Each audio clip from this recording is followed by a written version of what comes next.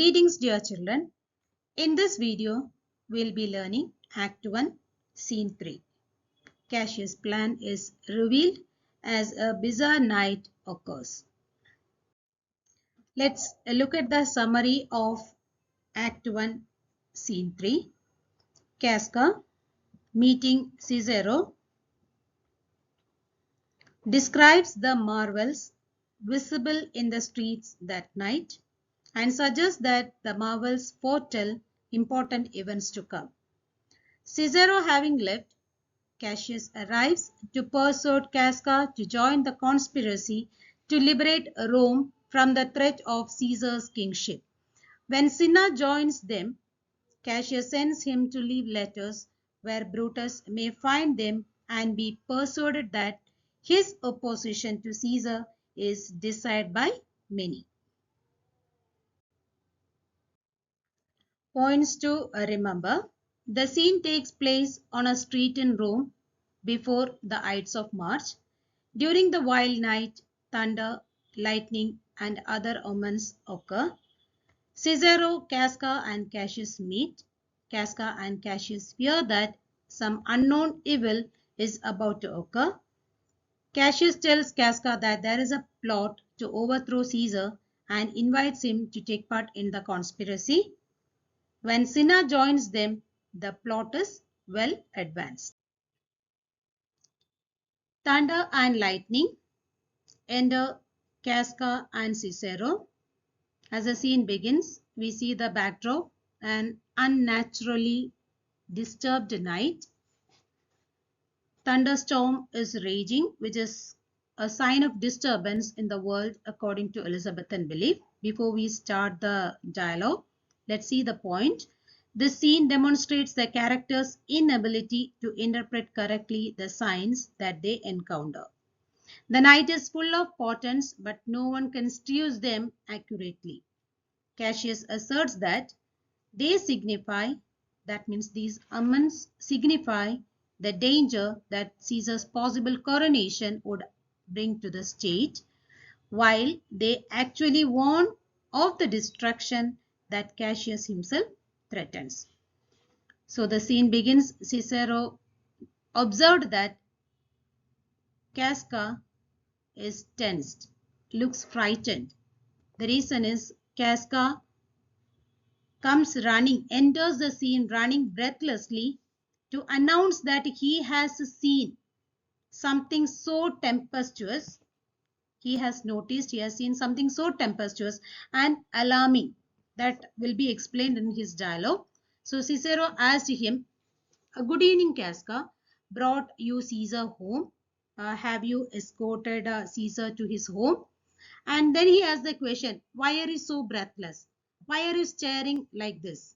Casca answered, "Are you not moved when all the sway of the earth shakes like a thing unfirm?" So instead of answering why he is breathless, first he asked him a question. Why are you not affected when the entire realm of the earth shakes like an unsteady thing? Why are you not afraid? Are you not frightened? Oh, Cicero. Now he tells that. Okay. Why did he ask this question? There is a reason. Though Casca has seen many terrible things in the natural world, nothing compares to the frightfulness of that particular night's weather. So he just compares what he had experienced and what he is experiencing. So how does he describe that particular night's climatic condition? 2 points are there. From here you can start. "I have seen tempests when the scolding winds have rived the naughty oaks." That is the first point. "And I have seen the ambitious ocean swell and rage and foam to be exalted with the threatening clouds." These are the 2 points. So first he says that he has seen storms. I have seen tempest, storm, during which the roaring winds have split the knotted oak trees. So big it was, strong tempest it was. "And I have seen the ambitious ocean." What about the ocean? He tells that I have seen the high reaching oceans swell and rage and makes form to be raised to the clouds, raised as high as it reaches the cloud that threatened to rain heavily. And he tells, there is a contrast. This is what he had experienced already. But never till tonight, never till now, he tells that, never till tonight and never till this moment did I go through a storm that drops fire, lightning and thunderbolt. I haven't experienced such kind of night which is dropping fire on earth. I haven't experienced. Now he gives a justification. Now he gives an explanation for such kind of climatic conditions. He's guessing. Either there is a civil strife in heaven. He guesses. Either there is a civil war in heaven, or the second guess is, or else the world too saucy with the gods, or else the world too rude to the gods, that has made them angry enough to send destruction to earth. So short explanation is given in this. Cicero meets Casca on the street that night. Casca, we can see that a little shaken up. Though he has seen his fair share of bad nights, experienced such kind of terrible nights, though he had experienced, he says the sky dropping hot fire is definitely a first experience for him. So how does he conclude?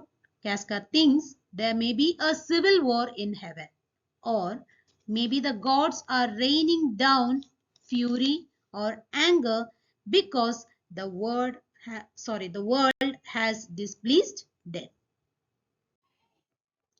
So here we see that Casca enters the scene running so breathlessly and announced that he has seen something so tempestuous and alarming that he believes gods have been incensed to send destruction. So Cicero is naturally alarmed to hear this and asks Casca what he has seen to make him feel like this. Why? Saw you anything more wonderful? Then we can see that Casca goes on to elaborate the omens that he has encountered. And in ancient Rome, it was believed that certain omens indicated that the gods were unhappy and something terribly was likely to happen. And we can see that Casca takes these omens very serious as very serious portents of danger. And further, Casca lists out the omens which he has come across. There are 4 omens. Let's see that. And before that, let's know that throughout the play, there are plenty of mystifying omens present. Characters in Julius Caesar choose to ignore, misinterpret, or acknowledge the given omens, which this typically leads to tragedy. Now let's look at the omens which Casca is describing. The first one, a common slave, you know him well by sight, held up his left hand, which did flame and burn like 20 torches joined, and yet his hand, not sensible of fire, remained unscorched. Till there, the first point. A common slave, you recognize him well on seeing him. What he was doing? Held up his left hand, which caught fire, which did flame and burn. How it was burning? Similarly, like 20 torches joined together. And what was the unusual thing here, which has been noticed by Casca? Yet his hand, not sensible of fire, not feeling the fire, and remained unscorched, means untouched by the fire. The second omen, besides, I have not since put up my sword against the capital. I met a lion who glared upon me and went surly by without annoying me. This is the second omen. What did he say? Besides, I have not sheathed my sword, means kept it in the sheath, since that sight by the capital, that he came across a lion. He met a lion who glared upon me, that means stared at Casca, and went surly by, went in an unfriendly way, without troubling me, without annoying me. So here, just before I have told about the omens, how they interpret, misinterpret, ignore. Here we can take an interpretation, that is seeing the lion. The lion that Casca saw walked by him surly by, sulkily, without attacking. So the lion, the king of the jungle, acts unnaturally in the play, perhaps symbolizing the fact that Caesar, who could become king of men, will not reach the status. This way we can interpret the second omen. And let's see the third omen. Upon, and there were drawn upon a heap 100 ghastly women, transformed with their fear, who swore they saw men, all in fire, walk up and down the streets. This is the third omen. So there were 100 ghost-like women, terrible looking women, ghastly women, transformed with their fear, changed absolutely with their fear. They were huddled into a group, who swore, promised that they saw men on fire walk up and down the streets. And the fourth omen, which is really not natural, an unusual one. Yesterday, the bird of night did sit, even at the noonday, upon the marketplace, hooting and shrieking. So this is the fourth omen. So here he tells that yesterday, the previous day, an owl sat in the marketplace. What time? Noonday, that is midday. What it was doing? Hooting and shrieking, making the noise. So let's see the interpretation of that, or the symbol of this night bird, that is owl. The bird of night as indicated here. Let's see this symbol. The night bird is roaming free, symbolizing the conspirators wanting to roam free as well. The night bird is shrieking and hooting. What does it symbolize? Symbolizing a warning to Caesar. The third interpretation is the night bird appears at noon, symbolizing that Rome has darkness hanging over it. And these signs warn the country. Here we can see Casca considers these signs or the omens which warn the country of an unpleasant future. When these prodigies do so conjointly meet, let not men say, these are their reasons, they are natural. Casca says that when all these extraordinary events join together, occur together at the same time, people should not say these are their reasons and that are natural. It's not natural. And how does Casca arrive at the conclusion about these extraordinary events or the omens? I believe they are portentous things unto the climate that they point upon. According to Casca, these are the signs that warn the country of an unpleasant future. So Cicero answers, indeed, it is a strange disposed time. Yes, truly, it is. These are strange times. As an orator, Cicero gives an interpretation of these strange disposed time or these omens. Because just before we have seen how Casca has interpreted about these omens. Then Cicero makes a remark that, but men may construe things after their fashion, clean from the purpose of the things themselves. Means men may construe means explain or interpret things from their own perspective. Just before we have seen Casca's perspective about these portentous things, these omens. And here Cicero tells that clean from the purpose of the things themselves. That means quite contrary to the real nature. That means people, they look at things in their own perspective and arrive at the conclusion quite different from the real purpose of such happenings. he gave a remark about the viewpoint of people, how people look at things in their own perspective. And at the end he asked, come come Caesar to the capital tomorrow.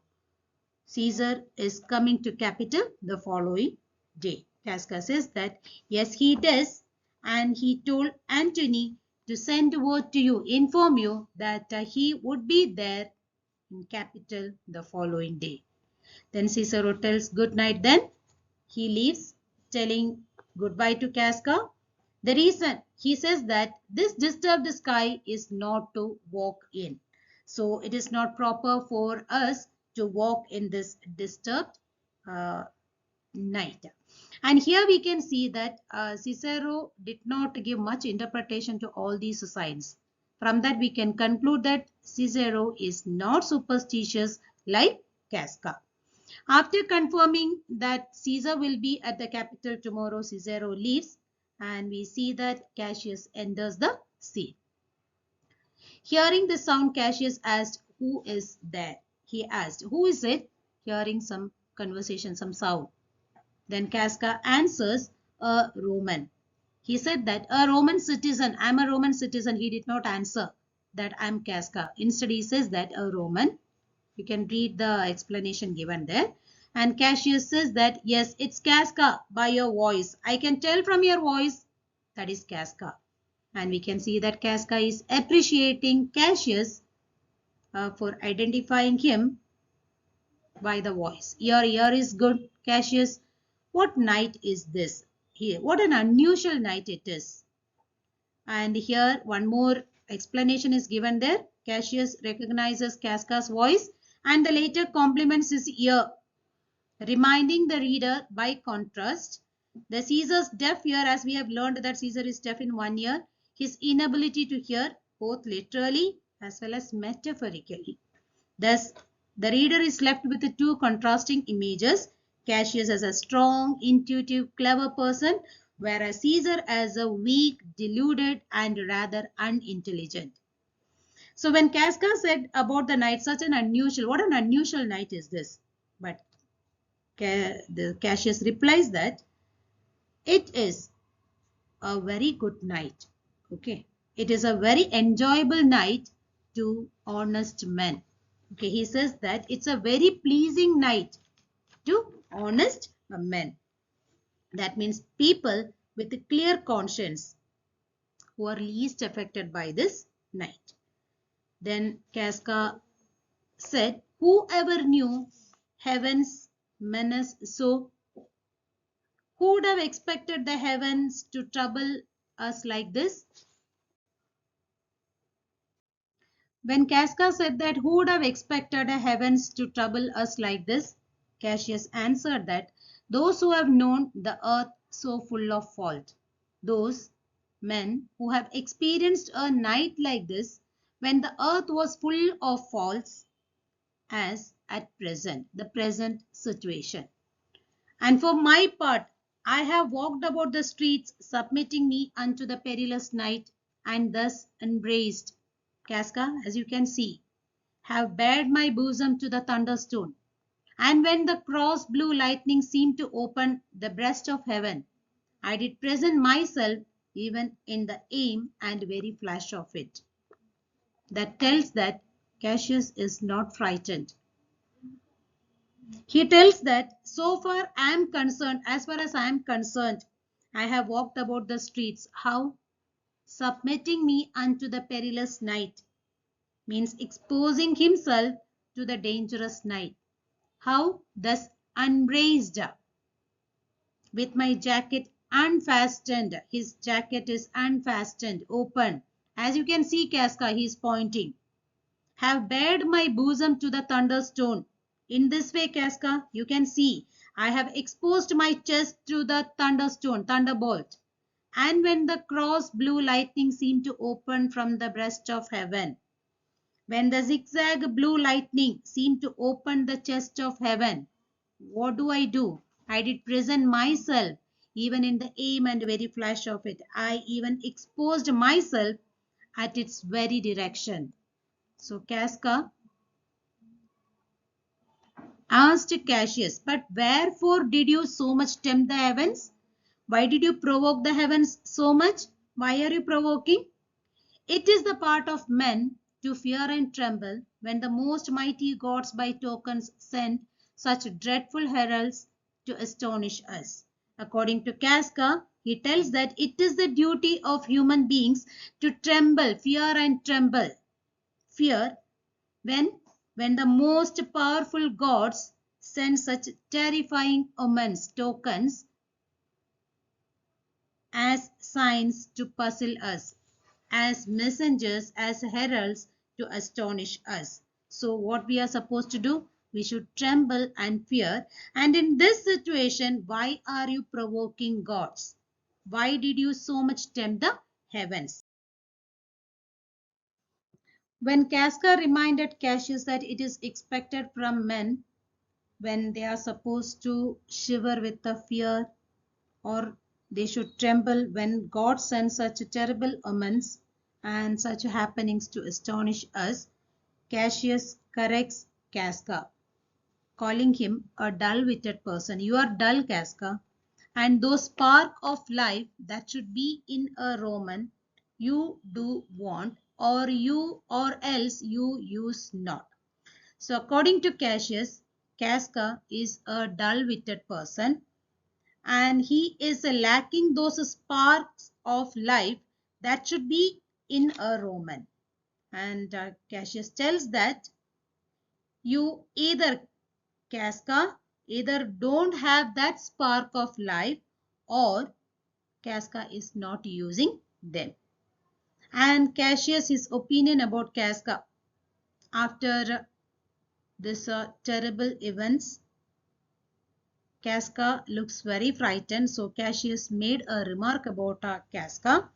You look pale and gaze and put on fear and cast yourself in wonder to see the strange impatience of heavens. So he said that you look pale and you gaze and you put on a show of fear and you throw yourself into a state of wonder on seeing this strange impatience of heavens, such as you keep wondering to see the strange disturbed conditions of nature.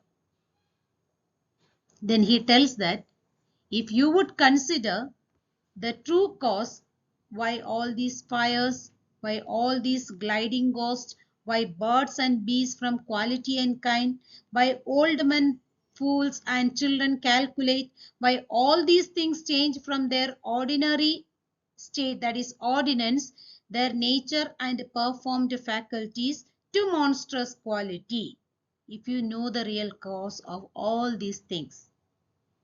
Here he tells that if you were to think about the real cause of all of these strange happenings, why all these fires and these gliding ghosts, fires here refers to the thunder and lightning, then the gliding ghost, why birds and animals of every kind, why old men, fools and children can understand, why all these things are reversed from their natural state to such monstrous state here in Rome, that you will see that, you will get to know that, you shall find heaven hath infused them with these spirits to make them instrument of fear and warning unto a monstrous state. If you get to know all this, then you will see that heaven has sent these things, these unnatural things, to warn us of some monstrous state, the present political, the current situation here in Rome. This is how Cassius' perspective of all these things. Just before we get to know that from the orator Cicero, that people, they look at things in their own viewpoint.